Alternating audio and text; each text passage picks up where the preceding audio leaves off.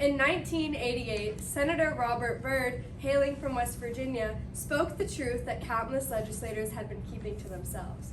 When asked about that year's budget measure, he replied, "Do I know what's in this bill? Are you kidding me? No. Only God knows what's in this monstrosity." The legislative process isn't known to be a particularly quick or exhilarating one, but in recent years, sentiment like the one Byrd expressed has become more and more common.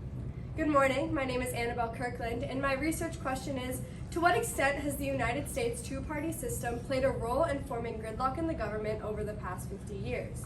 And I will argue that the two-party system has played a major role in forming gridlock in the government during this time period. I'll be defending this argument through three claims. First, ideological distance, then suppression of moderates, and finally, local and state polarization. But before we dive into that, it's important to look at some context. Our government has not always been so unproductive.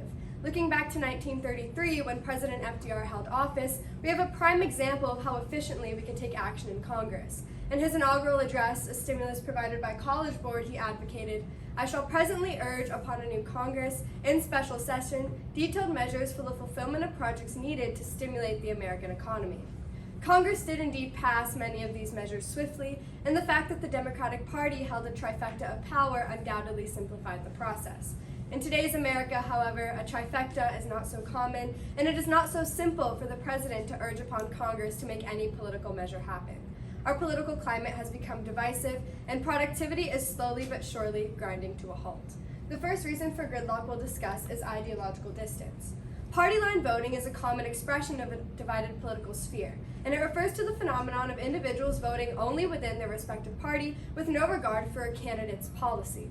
Think about it like this. Republicans and Democrats aren't agreeing on much of anything these days. That's the ideological distance part and why party line voting happens. As a result, legislators in chamber can't agree on any bills to pass. Looking to this graph here, in 2022, 94% of Americans voted within party lines. This majority is ultimately forming the divide that we're seeing today. One result of party line voting is a minor advantage for the Republican Party, because Republican voters are often spread evenly amongst suburban and rural voting districts, whereas Democratic voters remain condensed in urban areas.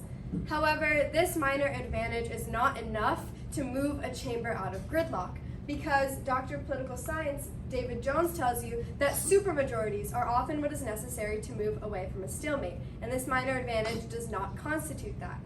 One example we can see here is under gun control policy, as evidenced by the Carnegie Endowment for International Peace.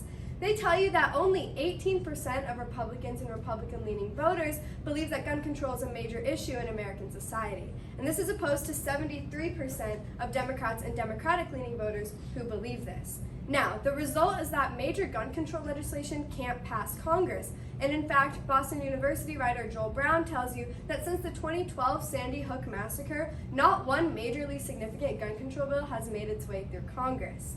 Now, this is not only a phenomenon that occurs within more controversial political topics like gun control, but actually pervades through most aspects of policy. However, if this ideological distance were to decrease and Republicans and Democrats could more uniformly agree on proposals, it would be more likely for legislation to pass in congressional chambers. Moving on, we'll talk about suppression of moderates. Because of the rise of the prominence of Democratic and Republican parties, the amount of third-party moderate and centrist candidates in Congress have been sputtering out. In fact, Dr. Sarah Binder from George Washington University tells you that in the 1960s and 70s, around 30% of congressional members were centrist, but today that number has fallen to below 10%. This occurs because citizens often find it less rewarding to elect a moderate candidate into the body, and this is because it's difficult for them to gauge whether moderate policy is going to pass or fail in Congress. Now, the result is that ultimately, they are forming the problem that they're aiming to solve, because by electing more and more extreme candidates, they're electing candidates who have incompatible ideologies with each other, so less legislation ultimately passes in the end. Finally, we'll talk about local and state polarization. These governments are also rife with division, but whether that stems from outside factors or from party lines is a subject of debate amongst political scientists. Doctors Bowling and Ferguson from the Journal of Politics argue that interest groups are a more likely cause for stalemates in state governments than party lines. However, it's important we assess the condition that these governments are in before jumping to conclusions.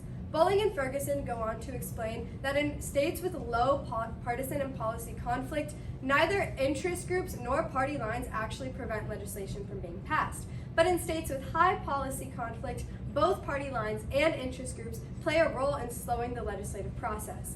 So whether or not multiple factors are at play, it's clear that one of these factors is party lines, and ultimately that plays a role in slowing down state legislative processes.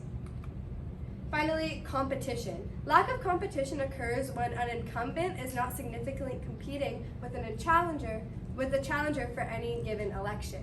And as you can see here, as evidenced by the Council of State Governments, over 40% of state seat races were uncompetitive as of 2022. Now, when races are uncompetitive, that means it's more likely that a chamber is going to constitute the same ideologies year after year after year. And when this occurs, even if the ideologies represented in chamber are incompatible with each other, no legislation is going to pass over this period of time when the chamber looks and acts and votes in the same way. However, if competition were to increase, and it would be more likely for candidates with other potentially more compatible views to be in chamber at the same time, it would be easier for chambers to agree on legislation to actually pass, therefore boosting the productivity that we are not seeing today. I've resolved that ideological distance, suppression of moderates, and local and state polarizations are all expressions of the two-party system that ultimately form and contribute to gridlock in the government over the past half-century.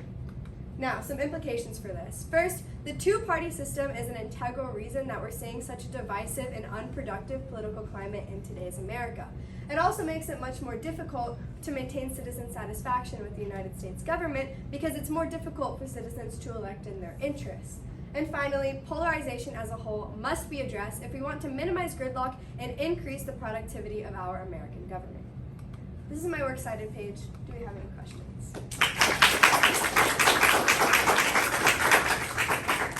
All right, two questions. First one, how did your research question kind of evolve as you worked your way through the process?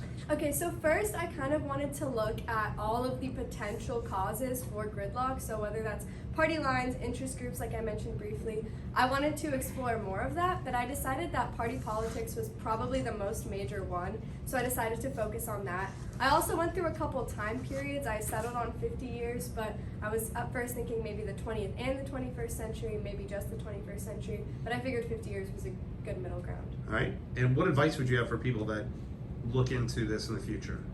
I would advise researchers to really look for research that focuses on both major parties and also third parties, because a lot of the times with a topic like this, it's easy to stumble into biased sources. So I would just make sure that you are looking at sources that focus not just on a Democratic perspective or Republican perspective, but both, and also third party perspective.